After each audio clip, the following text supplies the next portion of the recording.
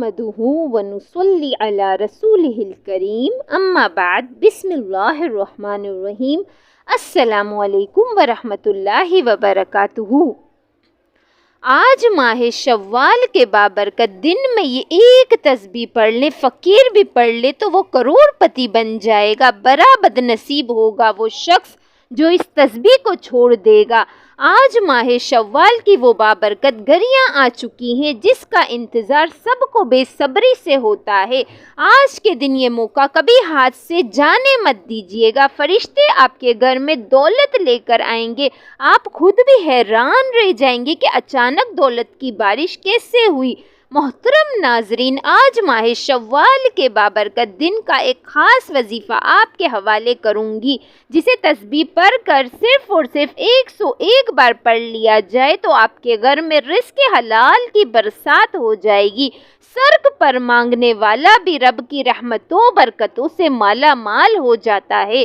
ناظرین، جو عمل میں آپ کی خدمت میں پیش کرنے لگی ہوں، اس عمل کی طاقت اتنی زیادہ ہے کہ صرف آج کے دن ہی اس عمل کو کرنے سے انسان کی بڑی سے بڑی مشکل، بڑی سے بڑی حاجت پوری ہو جاتی ہے۔ یہ عمل اتنا انسان کو کتنا زیادہ فائدہ دیتا ہے۔ صرف ایک دن کا عمل ہے اور 101 مرتبہ یہ تسبیح آپ نے پڑھنی ہے۔ یہ تسبیح ختم ہوتے ہی اللہ کے فضل و کرم سے آپ کو مایوسی نہیں ہوگی، آپ کا کام اسی وقت ہو جائے گا۔ اب یہ عمل کس کس کام کے لیے کیا جا سکتا ہے، آپ کو مکمل تفصیل سے جاننے کے لیے آپ اس ویڈیو کو اول سے آخر تک مکمل دیکھیے گا۔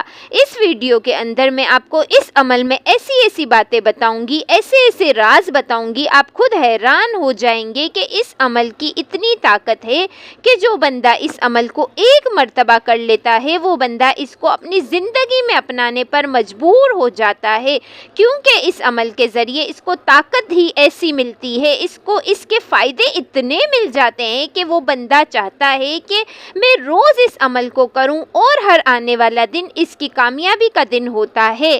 میں اب آپ کو بتا دوں آپ نے اس عمل کو کس ترتیب کے ساتھ پڑھنا ہے۔ بڑا آسان سا اس کا طریقہ ہے۔ آپ نے کسی بھی نماز کے بعد اس عمل کو کرنا ہے، یعنی کہ ماہ شوال کا مہینہ ہے، کسی بھی نماز کے بعد اس عمل کو ایک مرتبہ اپنا مقصد، اپنا ارادہ، جو بھی آپ کی حاجت ہے، جو بھی آپ کی مشکل ہے، اس کو کاغذ پر لکھ کر اپنے سامنے رکھ لیں، تاکہ جب آپ یہ عمل کریں تو آپ کے ذہن کے اندر بعض اوقات یوں ہے کہ ہم عمل کرنے کے لیے بیٹھ جاتے ہیں لیکن ہمارے دماغ کے اندر مختلف باتیں چل رہی ہوتی ہیں اور ہم اپنا مقصد بھول جاتے ہیں کہ ہم کس مقصد کے لیے اس عمل کو کر رہے ہیں۔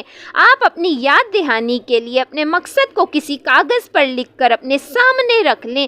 جس وقت آپ اپنے سامنے رکھ لیں گے تو پھر آپ جب اس عمل کو شروع کریں گے تو وہ آپ کا مقصد بار بار آپ کے ذہن کے اندر رہے گا۔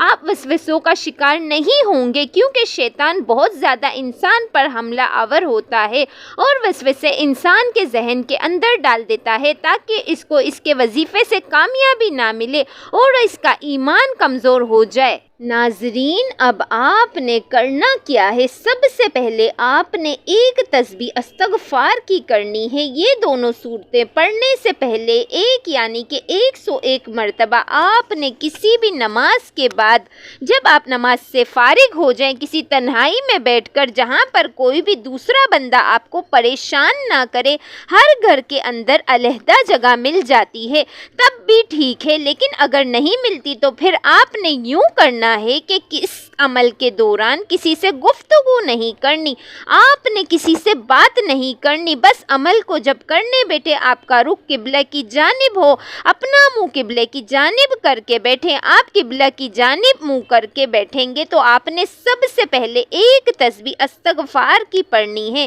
استغفار کے بارے میں بہت سے دوست سوال کرتے ہیں کہ کون سا استغفار پڑھا جائے۔ جو آپ کو آتا ہے وہ استغفار پڑھ لے، وہ تسبیح پڑھ لیں استغفر اللہ، یہ سب سے آسان ہے، اس کو پڑھ لیں۔ اگر اس سے بڑا پڑھنا چاہتے ہیں، اگر اس کے علاوہ اور بھی مزید فائدہ چاہتے ہیں تو پھر آپ پڑھ لیں جو اس میں سے آپ کو آسان لگتا ہو۔ سب سے آسان جو ہے استغفر اللہ، استغفر اللہ، اس کو آپ 101 مرتبہ پڑھ لیں۔ اس کے بعد پھر آپ نے 11 مرتبہ اعوذ باللہ من الشیطان الرجیم پڑھنا ہے۔ یہ پڑھنے کے بعد پیارے ناظرین پھر آپ نے کیا کرنا ہے، آپ نے 11 مرتبہ درود پاک پڑھنا ہے۔ درود پاک کون سا آپ پڑھیں گے؟ جو آپ کو جو آسانی کے ساتھ آتا ہو وہ پڑھ لیں، نہیں تو میں آپ کو کہہ دیتی ہوں کہ آپ نے جو نماز کے اندر پڑھتے ہیں آپ وہ درود پاک بھی پڑھ سکتے ہیں، لیکن اگر وہ بھی بعض اوقات دوست احباب کو نہیں آتا تو وہ اس کی جگہ صلی اللہ علیہ وآلہ وسلم جو سب سے چھوٹا درود پاک ہے اس کو بھی پڑھ سکتے ہیں۔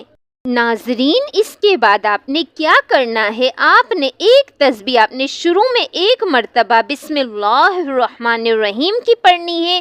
اس کے بعد آپ نے بغیر بسم اللہ کے 101 مرتبہ سورہ کوثر کو پڑھنا ہے، اور پھر اس کے بعد آپ نے اس کے ساتھ ملاتے ہوئے ہی آپ نے سورہ اخلاص کو بھی 101 مرتبہ پڑھنا ہے، یعنی کہ یہ مکمل کر کے جب 101 مرتبہ ہو جائے اس کے بعد آپ نے 101 مرتبہ سورہ کوثر کو پڑھنا ہے، بسم اللہ الرحمن الرحیم۔ اسی ترتیب سے آپ نے جب مکمل کر لیا آخر میں پھر 11 مرتبہ درود پاک پڑھ کر پھر آپ نے بڑی عاجزی کے ساتھ یہ تمام چیزوں کا ثواب رب کی بارگاہ میں پیش کر کے اپنا سر سجدے میں رکھ کر اپنے گناہوں کی بخشش کا سوال کرنا ہے۔